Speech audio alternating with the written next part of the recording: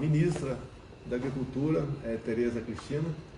É um estado muito focado com o agronegócio, que eu costumo dizer que é a locomotiva da nossa economia. A gente procura aqui, desde o início do mandato, né, fazer o que for possível para todos os estados do Brasil. Porque só agindo dessa maneira, sem o viés político, né, nós podemos vislumbrar um Brasil melhor para todos nós. Não é fácil ser presidente da República. Não estou reclamando, não. É porque todos os problemas, né, estouram no colo da gente. Até o que nada tem a ver conosco. Mas, aos poucos, a gente vai mostrando à população, sempre tendo a verdade acima de tudo, mostrando os rumos do Brasil. De vez em quando até somos obrigados a fazer a comparação do que quem são os nossos ministros atualmente, né, comparando com os ministros de outros presidentes. E dizer que estamos aí completando 3 anos sem denúncia de corrupção. Eu costumo dizer que isso não é virtude, é obrigação, mas não é por acaso. É muito trabalho, não é fácil você pegar um estado razoavelmente aparelhado, com vícios, né, que perpetuavam por décadas, e tentar mudar isso aí. Está mudando. Costumo dizer também, se eu puder prosseguir na conversa aqui, estávamos à beira do socialismo, nos afastamos, mas é um risco que sempre nos preocupa e muito. E nós sabemos como esse pessoal age, né? Age pelo poder, age por um propósito maior de se perpetuar no poder. E nós sabemos onde cada país que tomando essa linha vai chegar. Então é um trabalho que eu agradeço a Deus pela minha vida, né? E pela missão que entendo que Ele me deu para governar o país. Bom, esqueci de me apresentar. Desculpe, presidente, eu me chamo Toninha Campos, sou radialista e proprietária também, uma das sócias da Caçula FM. E aqui está meu maridão também, que é jornalista e proprietário. Então aqui nós somos tudo em família, presidente. É bom quando se pode trabalhar assim, né? Geralmente o homem do campo é assim. Eles, filhos e netos que trabalham a propriedade, geralmente é assim. Presidente, um prazer falar com o senhor. E além de todo esse prazer também, eu quero dizer para o senhor que pelo menos nós temos alguma coisa em comum, né? Nós somos motociclistas. Opa. Tá bom? Um abraço. Se bem que para a CPI, né, o presidente da CPI, outro dia ele falou, né, o presidente é motoqueiro, como se fosse um defeito. Não fala motoqueiro, é motociclista. Pois é, ele que falou motoqueiro. Não sabe a diferença, né, sim, presidente? O motociclista respeita as leis, né? Mas, presidente, como o senhor está vendo, nós tivemos aí essa palhaçada da CPI e nós vimos também um racha no G7.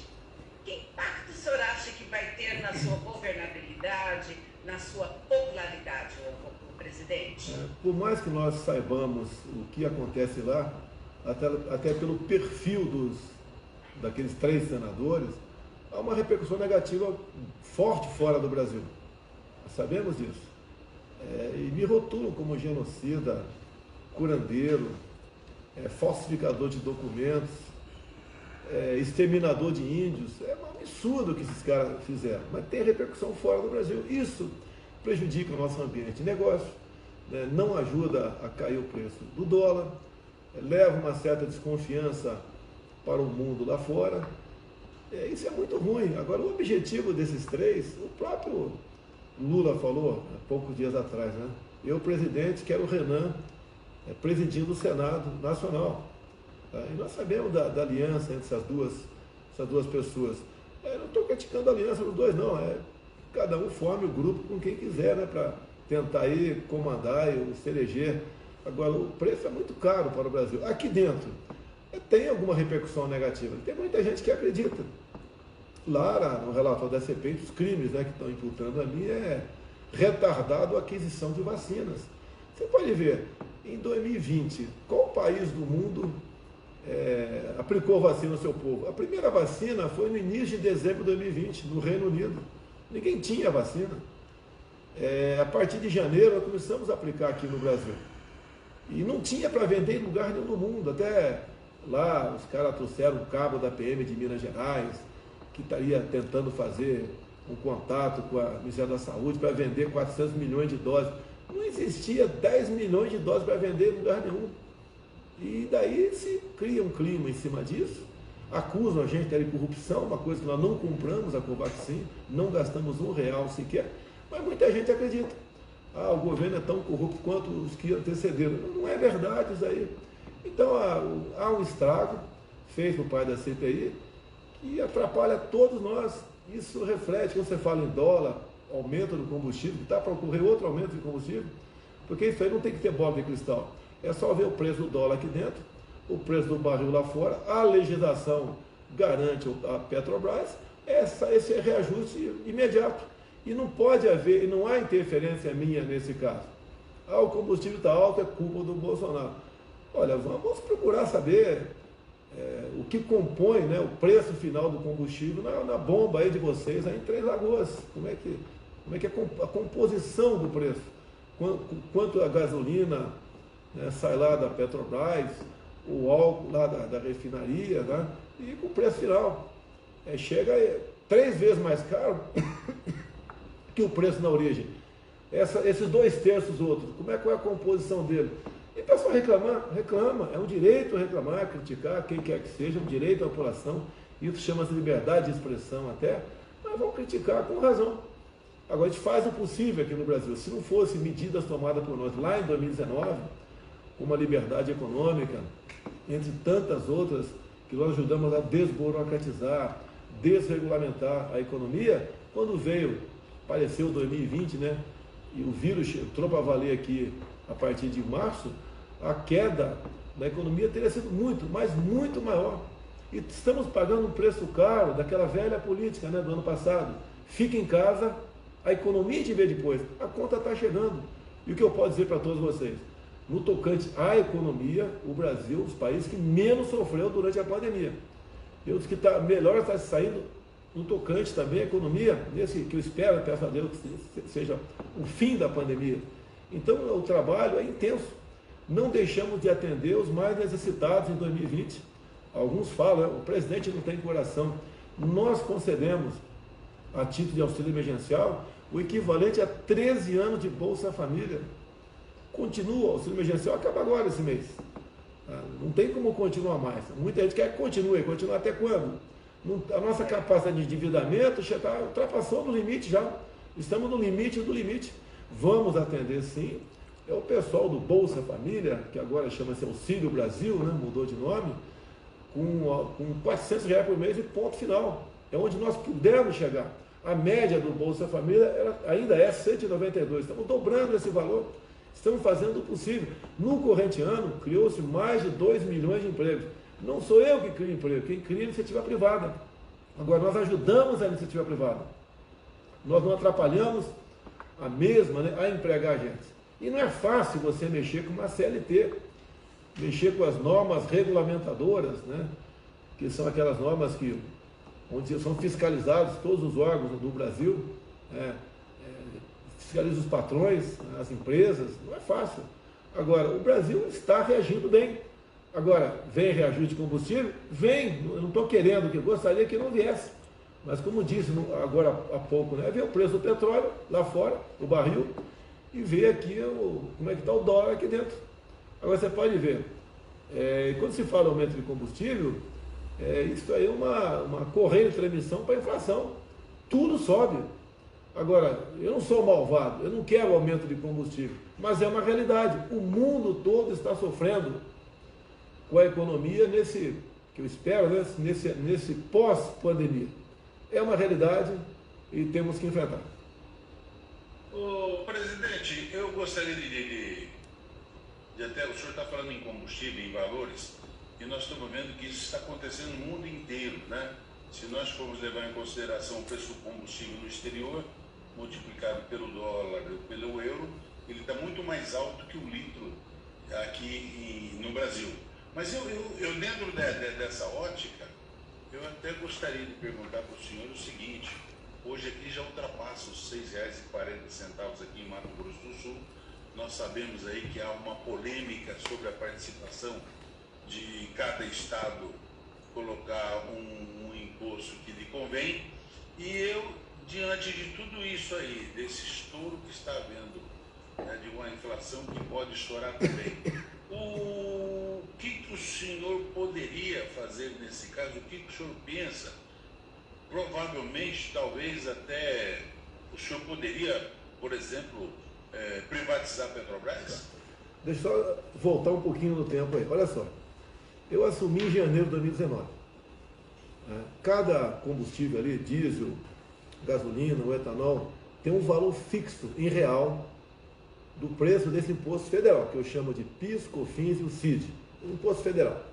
Eles não foram reajustados desde quando eu assumi. Estamos completando 3 anos, onde esses valores são exatamente o mesmo, em real. Agora, o que acontece com o ICMS? É um percentual. Esse percentual é o mesmo, sabemos disso, mas ele incide em cima do preço da bomba. Então, a média da gasolina do Brasil é 30%, média. Então, vamos supor que está R$6 aí em Três Lagoas, aí, a gasolina na bomba. Tá? O governador cobra R$1,80. Tá certo? E se você for levar em conta quanto ele cobrava em janeiro de 2019, era praticamente metade disso. Então, o valor do ICMS, cada vez que é um pequeno reajuste, que pequeno, mais pequeno, acaba sendo grande. Tá? A reajuste, os governadores ganham muito mais. E o que nós queremos e estamos tentando fazer? Junto ao Supremo Tribunal Federal. Quando tem qualquer ação contra mim lá, em 15 dias o pessoal julga. Tá? Eu estou há mais de 3 meses com uma ação para obrigar os governadores não a baixar o ICMS, que eu não posso fazer isso aí, mas botar em real o valor do ICMS cobrado em seu estado. O que é o valor? Não é o percentual. É o Mato Grosso do Sul, falei com você. Olha, é R$1,80. O povo, quando for abastecer o carro, ele chegar lá no posto de gasolina e ver, olha, está custando R$2,10 o valor da gasolina, que é o preço lá da refinaria, né? Está custando aqui 60, não, que eu disse, né? Está custando tanto o governador. Então vai criticar a mim ou o governador. O que compõe a gasolina? É o preço da refinaria, a gasolina, é o preço do transporte, é a margem de lucro do dono do posto e mais os impostos federais e estaduais. É isso que nós precisamos. Agora, o que acontece? Atualmente, o ICMS, ele é bitributado. Como ele é cobrado no preço final da bomba, ele incide em cima do próprio imposto federal. Ele incide em cima do frete, também em cima da margem de lucro do dono do posto de combustível, onde, no meu entender, tinha que incidir em cima do valor praticado lá na refinaria. Então, esse é um grande desequilíbrio. Quanto mais aumenta o combustível, melhor é para governadores. Eles faturam muito mais. E quem paga a conta? É o governo federal. Eu não tenho problema nenhum em receber críticas. Agora, eu peço, por favor, vou criticar com razão. Agora, quando fala em privatizar a Petrobras, isso entrou no nosso radar. Mas privatizar qualquer empresa não é, como alguns pensam, né? Pegar a empresa, botar na prateleira, amanhã quem dá mais leva embora. É uma complicação enorme, ainda mais quando se fala em combustível, né? Se você tirar do monopólio do Estado, que existe, e botar no monopólio de uma pessoa apenas, particular, fica a mesma coisa, ou talvez até pior. Agora, realmente, a Petrobras, a legislação, né, ao longo dos últimos anos, ela se protegeu. Era uma empresa voltada para a corrupção, desenfreada. Se nós tivéssemos daquelas 3 refinarias prometidas pelo Lula, 2 no Nordeste e uma no Sudeste, se uma só dessas refinarias tivesse sido concluída, né, nós não teríamos esse problema que estamos tendo hoje grave. Por que se aumenta o preço do combustível? Que nós importamos aproximadamente 30% do diesel consumido no Brasil. E se o preço de importação estiver acima do preço que é vendido aqui, os importadores, que são privados, não compram o combustível lá fora. Eles não vão comprar por R$3 para vender por R$2,50 aqui dentro. Então vem o desabastecimento. E a questão do desabastecimento, uma vez ocorrendo, você não recupera isso de uma hora para outra.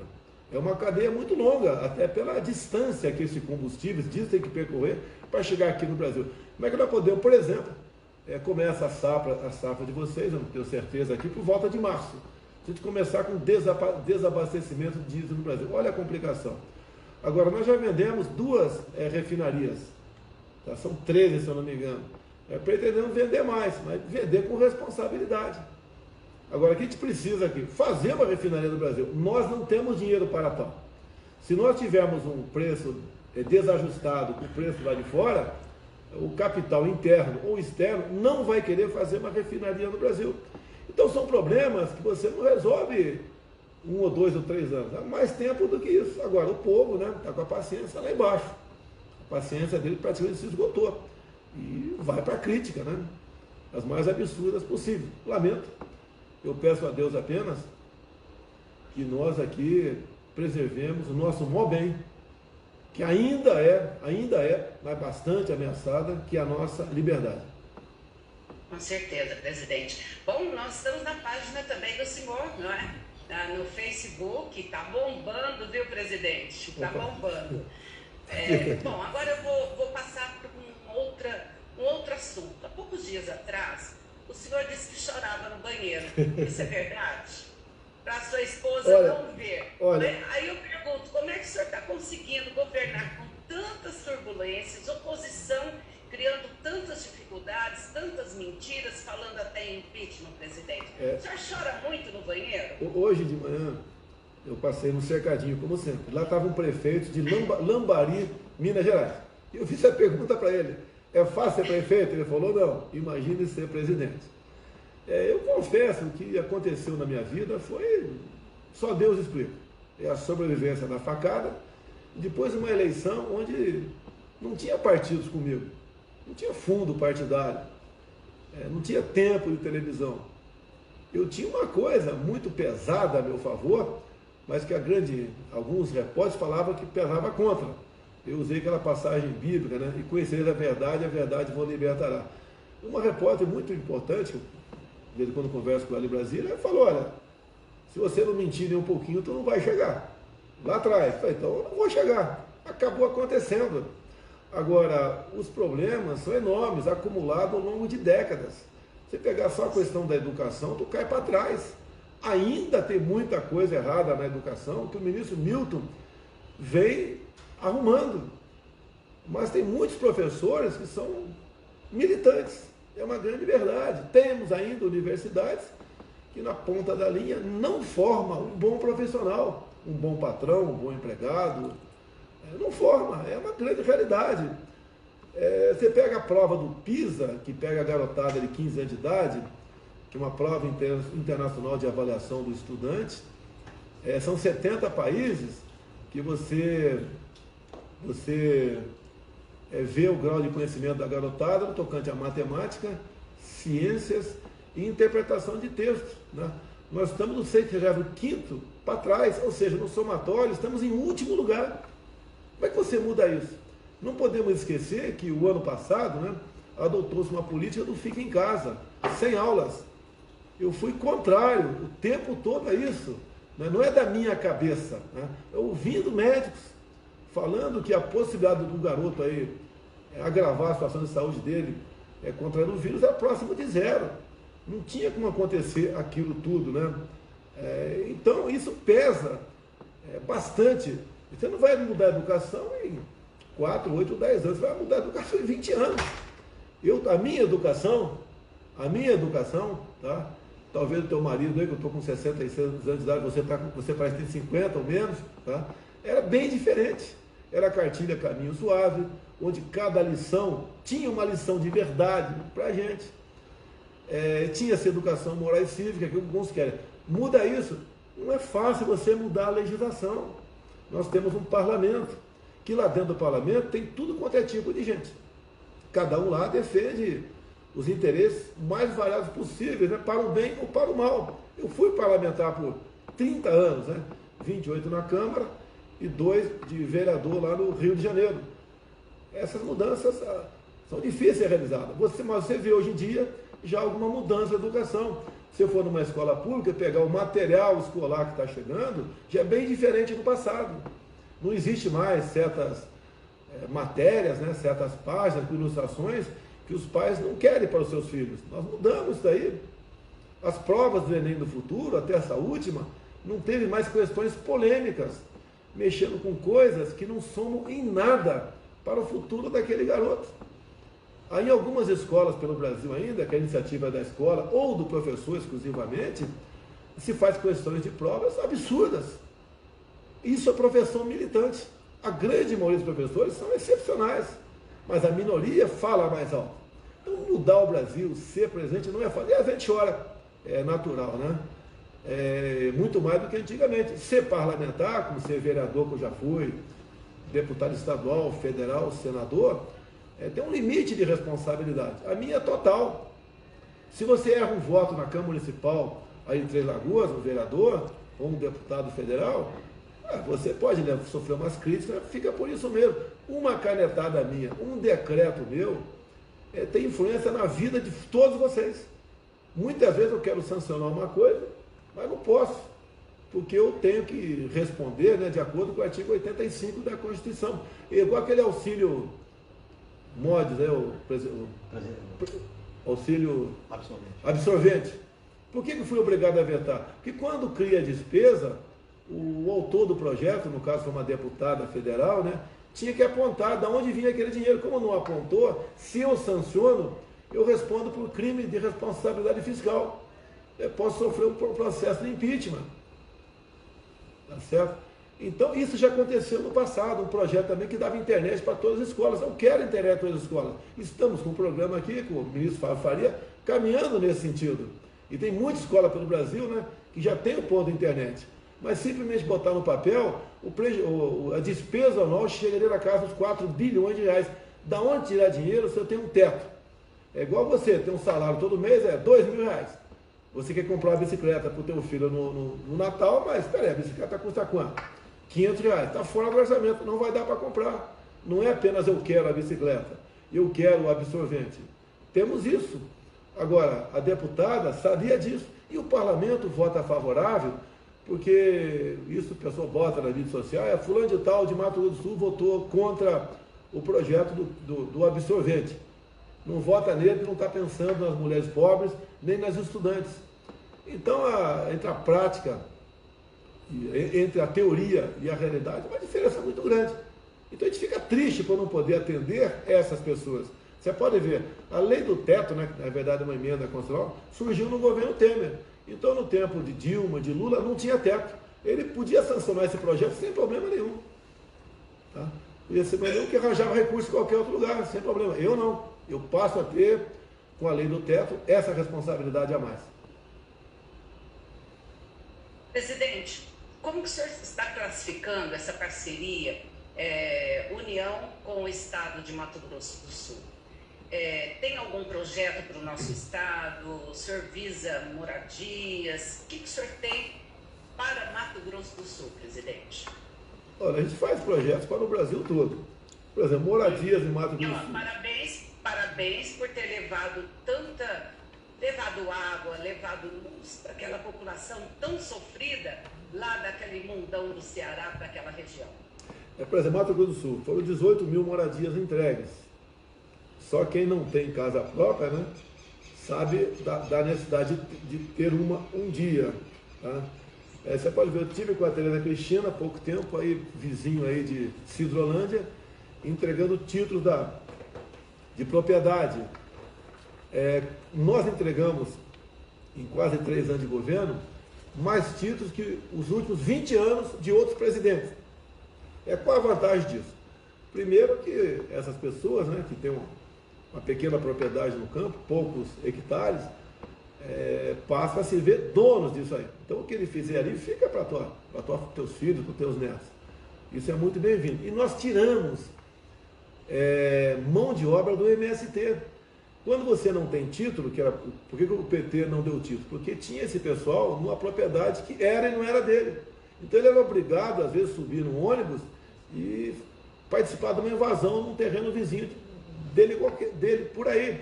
Isso levava insegurança para o campo. Então, em Mato Grosso do Sul, eu não tenho quantos títulos foram entregues tem aqui, 1.128 títulos entregues pelo INCRA. Assim, até, eu repito, eu tive com a Teresa Cristina e com o secretário aí do INCRA, né? Entregando isso próximo aí de Cidrolândia. E fazemos isso no Brasil todo. Quando se fala em MST, raramente se tem notícia do MST estar agindo pelo Brasil. Onde é que nós trabalhamos para dar segurança ao homem do campo? Eles viviam de dinheiro de ONGs, que vinham de estatais aqui no Brasil. Como, por exemplo, até do próprio BNDES. Nós acabamos com isso aí. Se é organização não governamental, não tem que ter dinheiro do governo. Então, tiramos a gasolina do carro deles. O que mais fizemos também no tocante ao MST? A questão dos títulos, né? A questão dos títulos. Também a questão da arma de fogo. A arma de fogo é uma segurança para qualquer pessoa. Eu confesso, apesar de eu ter uma segurança enorme lá onde eu pernoito, né, que é a minha casa é no Palácio do Alvorada, eu durmo com a minha arma do meu lado. Morei em Niuaque. Eu nunca deixei dormir com o meu 38 do meu lado.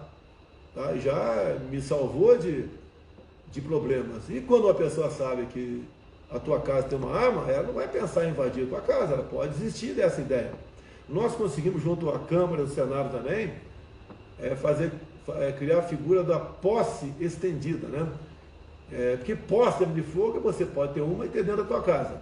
O porte você pode andar com ela na cintura, aí pela região aí de Três Lagoas, sem problema nenhum. E a posse de arma de fogo para o homem do campo era só para a residência dele, embaixo daquele telhado dele. Nós conseguimos, então, a figura da posse estendida. Hoje, o homem do campo pode montar teu cavalo, ou pegar o teu carro e andar em todo o perímetro da sua propriedade armado. E mais ainda, se ele for CAC, né, colecionador, atirador e caçador, ele pode comprar um fuzil para ele. Você vê que o fuzil não é para usar para isso, é para a coleção dele, mas é uma arma potente que ele vai ter em sua propriedade. Isso aí desestimula as invasões de terra. O próprio integrante do MST, como tive no sul da Bahia, tá, eles, ao conseguir o título de propriedade, eles se desvinculam do MST. Eu vi homens e mulheres também com lágrimas nos olhos quando você entrega um título, que ele fala, estava 40 anos esperando esse título. E conseguimos agora, com um presidente que a esquerda dizia que era ditador, né, que era contra o homem do campo, que era contra as mulheres, tudo que de ruim me acusavam, sempre me acusavam. Homofóbico, racista, fascista. Como, por exemplo, agora, 2 dias antes da minha live, ou melhor, na segunda-feira, a revista Exame fez uma matéria, né, sobre vacina e AIDS. Eu repeti essa matéria na minha live, 2 dias depois, a revista Exame falou que eu falei fake news. Foi a própria Exame que falou da relação de HIV com vacina. Eu apenas falei sobre a matéria da revista Exame. E 2 dias depois, a Exame me acusa de ter feito um fake news sobre HIV e vacina. A gente vive com isso o tempo todo. Se você for pegar certos órgãos de imprensa, são fábricas de fake news. Quando eu erro, como eu já errei o ano passado, eu vou me desculpar, eu errei. Lamento, me desculpe, vocês também erram também, às vezes dá um número equivocado aí, no dia seguinte você retifica. Olha, erramos, a inflação lá em tal país não foi 10%, foi 5%, e tudo bem. Agora, comigo não. Mas tudo bem. Não vou dizer que faz parte da regra do jogo, né? Faz parte da regra do jogo deles. O meu não. Eu não ajo dessa maneira. E nós queremos sempre a verdade, que dói, é mais difícil você enfrentar a verdade, porque até do outro lado da linha, quem está nos ouvindo aí, muitas vezes fica chocado com a verdade, né? Chocado com as palavras, mas você não partir para a sinceridade, partir para a confiança e a verdade, nenhum casal sobrevive. Quem dirá um prefeito, um governador, um presidente. O presidente Bolsonaro, o pessoal do CAC 67 aqui de Três Lagoas está mandando um abração aí para o senhor. O senhor falou do CAC, o pessoal aqui já quase caiu da cadeira lá. Manda um abração para o senhor aí. Tá, muito obrigado aí. Também, deixa eu só complementar, Romeu. E também, aqui o senhor tem um grande apoiador em Mato Grosso do Sul, que é o Coronel Davi, que é deputado estadual, viu, Bolsonaro? E é coronel da Polícia Militar também, né? Exatamente. Um abraço aí, Coronel Davi. Um abraço ao meu amigo também. Ele está nos assistindo.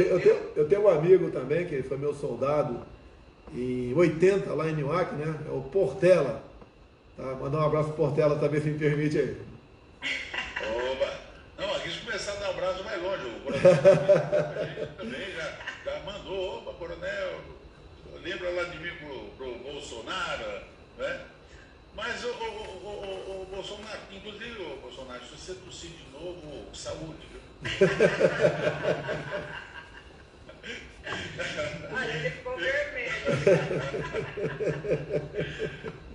Mas, tu não me respondeu. Qual é a tua idade? A tua esposa eu falei que é menos de 50. Qual é a tua idade? é mais de 50. É mais...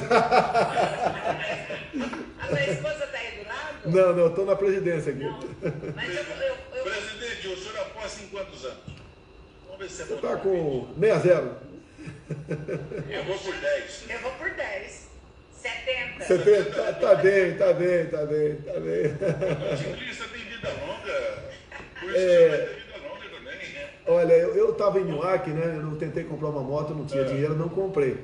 Porque quem está naquele tempo era terra, Newark até Jardim, Guia Lopes, até aqui da Oina também, a terra, até Cidrolândia, né? Mas as estradas eram boas, por incrível que pareça. Tinha sempre uma patrol ali passando na estrada. Eu não consegui comprar. Comprei quando voltei para o Rio de Janeiro depois. Realmente a sensação de liberdade em duas rodas é uma coisa indescritível. Eu sinto muito hoje, porque aqui no Alvorada, né, eu não posso sair de moto por aí. Eu confesso, já saí 2 vezes, né, sem o pessoal saber, da segurança, mas não tem preço essa liberdade sobre 2 rodas andando por aí. Okay? Então o motociclista tem um motivo a mais para viver. Aí com capacete ninguém vai te reconhecer, presidente, pode estar escapado, viu? Mas, presidente, eu vou dizer uma coisa para o senhor. Agora, para o ano que vem, o Bodes do Asfalto, nós somos hoje por volta de 11 mil. Nós vamos fazer aqui um encontro nacional. Vou ter o prazer de mandar um convite para o senhor, viu? A convida, assim, sendo possível, a gente... Com moto, com tudo aqui, para não chegar cansado. Todos os compromissos que eu fiz oficiais, geralmente esse na sexta-feira, a gente deixou para, já que é sábado, não tem problema, né? Eu trabalho também, mas se quiser dar um passeio de moto, ninguém vai criticar. Eu faço um evento na sexta, de interesse da região, e de pernoita, geralmente eu pernoito num quartel, porque a gente evita despesa, né? E no dia seguinte dá um passeio de moto, ou vai no encontro dos bodes do asfalto aí. Olha, pensou, presidente, que honra, hein? Nossa, o senhor em 3 Lagoas será nosso convidado especial. Mas, presidente, o mundo, para mim, na minha opinião, o mundo aprendeu uma coisa. Países riquíssimos têm muito dinheiro.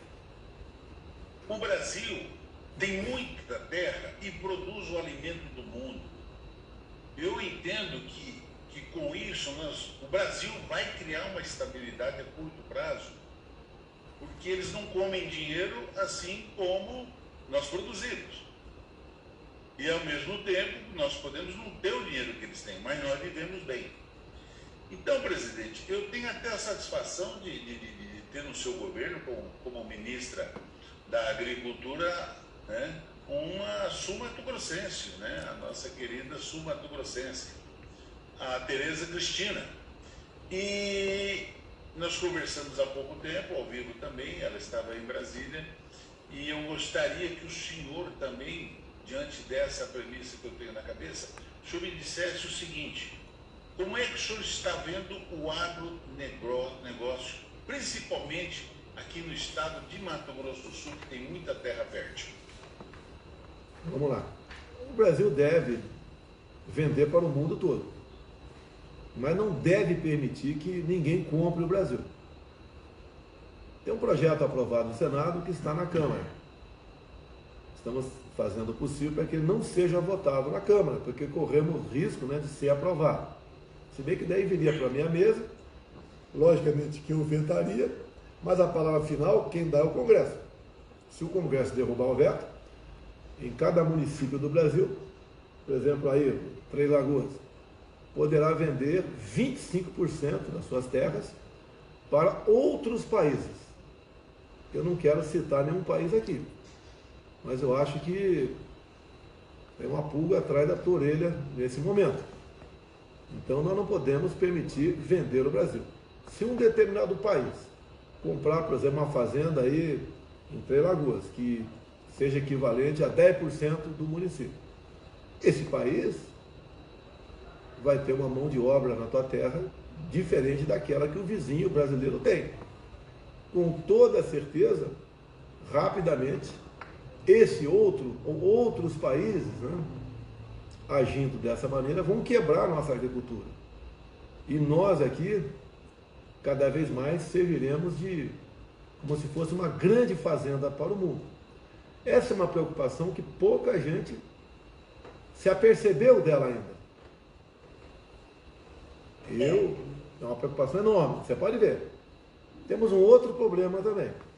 Está no Supremo Tribunal Federal, a votação está empatada, 1-1. Um novo marco temporal. O que é isso, né?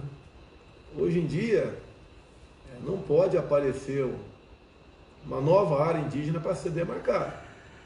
O que já foi definido já foi, não existe mais a possibilidade de novas demarcações. Mas, se nós perdemos isso que está no Supremo Tribunal Federal, no Brasil teremos ou poderemos ter mais uma área equivalente à região sudeste, São Paulo, Minas, Rio e Espírito Santo, como reserva indígena. Nós dobraríamos no Brasil a quantidade de reservas indígenas. O total dessas áreas seria equivalente às regiões sudeste e sul. Sul você pega ali, Paraná, Santa Catarina e Rio Grande do Sul. E pela disposição geográfica dessas novas áreas, você anularia mais da metade das áreas produtivas no Brasil. Seria o caos. A quem interessa isso?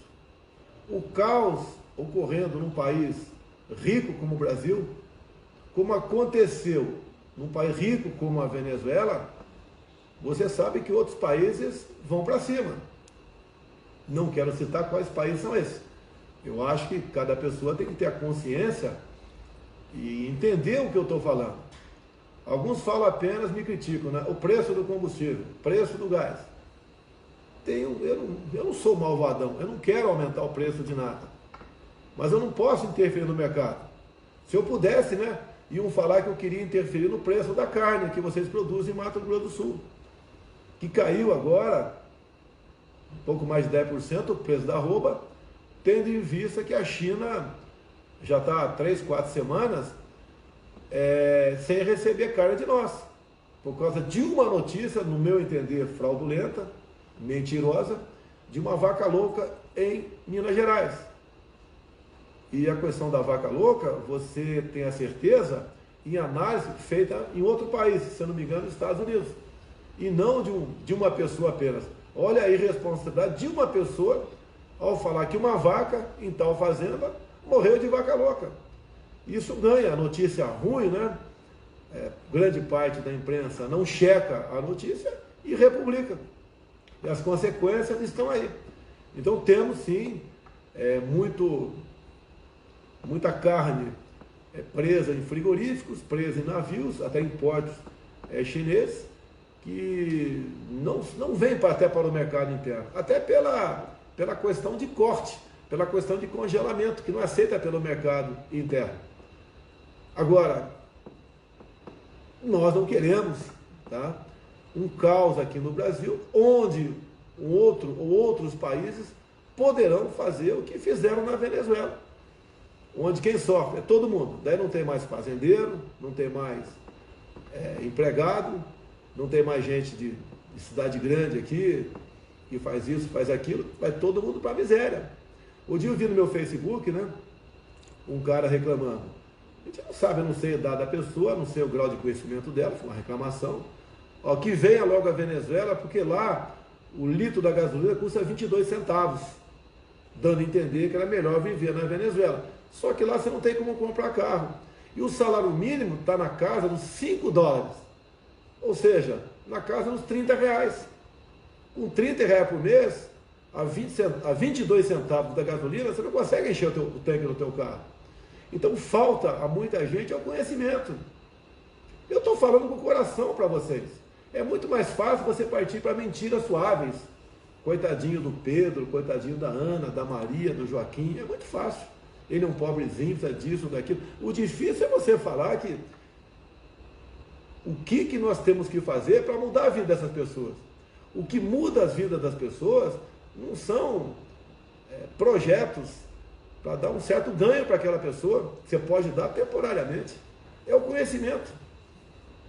E é o conhecimento da realidade que acontece aqui no Brasil. Quando se fala em Mato Grosso do Sul, é um estado que eu acho que tem um dos grandes rebanhos, é um estado que pesa muito na questão da agricultura também, é importante para todos nós, é um estado pujante, mas devemos cada vez mais agregar valor naquilo que nós produzimos.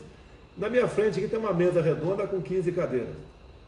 No início de 2019, eu recebi um físico russo aqui, para falar sobre nióbio. Tem a ver com a agricultura, pode ter certeza disso. Em dado momento, tinha um tradutor aqui, obviamente, né? Ele falou, como é que pode vocês, tendo 98% do nióbio do mundo, e não investirem em tecnologia, não investirem em produtos para esse nióbio, e exportá-los a um preço que está lá embaixo. Certas coisas, quando só você tem, no mundo todo, você valoriza aquilo, e nós não valorizamos. Começamos agora com o trabalho do Marcos Ponte especial, com o trabalho de algumas universidades privadas também, desenvolvermos o nióbio, desenvolvermos o grafeno também. Você vai para a agricultura, eu não sei se ainda existe, né? Qual o país que mais ganha com café do mundo? É o país que não planta um pé de café sequer, né? Ou que ganha muito com café, que é a Alemanha. Nós devemos agregar valor aqui. Eu sei que na carne não tem como você agregar valor, tá? É a peça de carne que vai para frente, você não pode vender o churrasco pronto, obviamente, né? Mas a questão de soja, por exemplo, é exportado in natura, tá?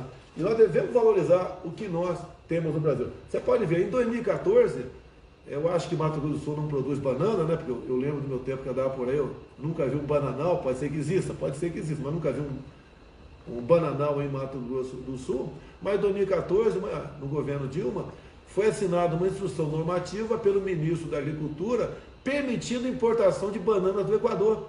Aí você começa a pensar, como é que o Brasil vai importar bananas do Equador? Ela tem que passar lá pelo canal do Panamá, anda 10 mil quilômetros até chegar no Porto de Santos, de forma competitiva em Santos, sendo que Santos é vizinho do Vado Ribeira, a minha região. Por que fazem isso? E mais ainda, o controle fitossanitário era exclusivo do Equador e não do Brasil. Então lá no Equador, o cara vai essa banana aqui, não tem cigatoca negra, nem muco da banana, pode ser exportada para o Brasil. Então existia muita irresponsabilidade no Brasil. Começamos lá atrás, né, um grande salto na agricultura com Alice Paulinelli. E eu costumo agora dizer que a Tereza Cristina é uma continuidade de verdade do Alice Paulinelli, preocupado de fato com a agricultura, preocupado com o futuro dessas pessoas que trabalham de domingo a domingo, que não tem mau tempo, não tem feriado, ele vai ter que colher lá no domingo, porque se vier uma previsão de chuva para segunda-feira, não vai poder trabalhar. Trabalho de sol a sol. Então, quem te vê, quem te fala de Mato Grosso do Sul, como fala de Goiás, né? Fala aí de Mato Grosso, né? País aí do centro-oeste, vocês aí dão um exemplo para o Brasil e ajudam a manter a nossa economia em pé. Imagine se vocês tivessem ficado em casa por ocasião da pandemia, com muitos governadores e prefeitos queriam o Brasil afora. Olha a situação de catástrofe que nós estaríamos vivendo agora. E só não estamos numa situação muito ruim graças ao trabalho do homem do campo. Então, Mato Grosso do Sul é um estado que realmente, né, tem um compromisso enorme com o futuro do Brasil. O presidente, um abraço aqui, o pessoal da Polícia Militar está mandando aqui para o senhor, Coronel Gil Alexandre, Tenente Coronel Paulo Ribeiro, comandante da Força Tática também, o Tenente Amário e todos os oficiais e soldados. E também vou registrar aqui, presidente, militares da 3ª Bateria Antiaérea, bombeiros, PMs de Três Lagoas, na escuta, em pronto emprego. Um abraço a todos os artilheiros do Brasil e de Mato Grosso do Sul. Eu fiquei 15 anos no Exército Brasileiro, sou da arma de artilharia, tenho boas recordações do meu tempo de Newark, onde realizava as instruções, né, lá no campo de Betione. Obviamente, tinha sempre umas horas de folga, por muitas vezes acabava o exercício, e tinha a missão de destruir tijolo quente, ou seja, aquelas peças de artilharia que, de acordo com o grau de inclinação ou falha até do material, não explodiam. E é tijolo quente por quê? Aquela granada lá de mais ou menos 15 quilos ficava ao relento, né, por anos, e o TNT começa a exudar, começa a suar. E se uma pessoa pegar aquela granada, o TNT ali formando gotículas e balançar, pode explodir e matar, obviamente, aquela pessoa. Então, quando a gente ficava alguns dias depois procurando tijolo quente, tinha sempre uma folguinha para jogar uma tarrafa lá no rio Betione e comer um peixinho à noite. Então, a vida do artilheiro, né, é normal, como outro militar qualquer, mas eu tinha um agrado muito grande, e que era ir pescar no rio Betione por ocasião do meu exercício. Então, um abraço a todos os artilheiros, a nossa arma aí dos fogos largos, densos e profundos. Em nome de Malé, um abraço a todos vocês. Toninha, antes de você falar, o tenente-coronel Duarte, comandante do 3º Batalhão de Antiaéreo, 3ª Bateria, da 3ª Bateria Antiaérea, também mandando um abraço para o senhor aqui. Tudo bem, abraço a todo mundo. A todos os papamaiques aí de Mato Grosso do Sul. Em 2018 eu estive na DOF, aí em Dourados, que é o Departamento de Operações de Fronteira, faz um trabalho excepcional. Acho que até valeria um programa, né? Se bem que eu acho que não é bom não, que o pessoal tal fica sabendo da estratégia dele, não é muito bom. Então a DOF de Dourados faz um trabalho muito bom, que age em parte, quase toda a nossa fronteira, combatendo ilícito, tráfico de armas, munições e drogas. Então, nossos policiais militares de Mato Grosso do Sul, do Brasil todo, fazem um trabalho excepcional. Eu gostaria muito, tem um projeto nosso no Congresso Nacional que fala do excludente de ilicitude, ou seja, o militar em operação, ele cumpre a missão e vai para casa descansar. Não vai aguardar uma possível visita de um oficial de justiça para começar a responder um processo. Teria que ser dessa maneira. Não é carta branca para o policial matar ninguém, não. É a possibilidade, né, de ele não morrer em operação. E só quem está na farda deles, ou alguns das Forças Armadas, quando estão em missão de GLO, que pode realmente entender o que é enfrentar a bandidagem. Então, os nossos policiais de Mato Grosso do Sul, meus cumprimentos a todos vocês, que Deus proteja vocês a cada dia de suas vidas. E muito obrigado por existir. Então, aqui é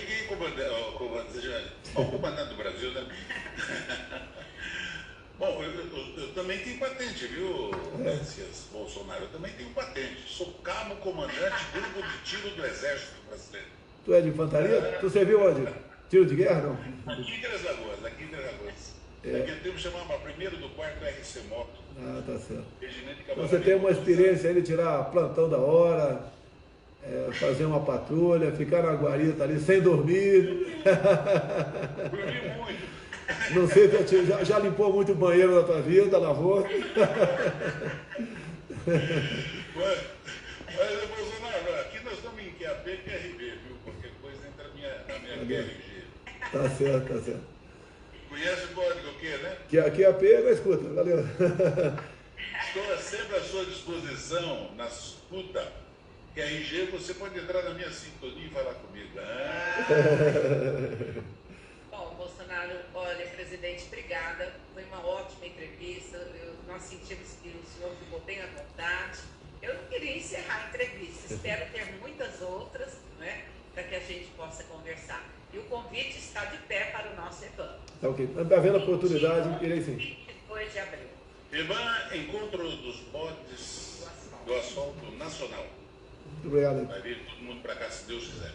Muito obrigada, presidente, por ter nos recebido, por ter conversado com o povo sul-mato-grossense e com o nosso Brasil todo. Nós temos gente na Alemanha sintonizado aqui no nosso Face, Portugal, meu neto inclusive estuda em Portugal, e está todo mundo na sintonia mesmo. Muito obrigada pelo carinho de ter nos atendido e ter recebido a Caçula FM para entrar aí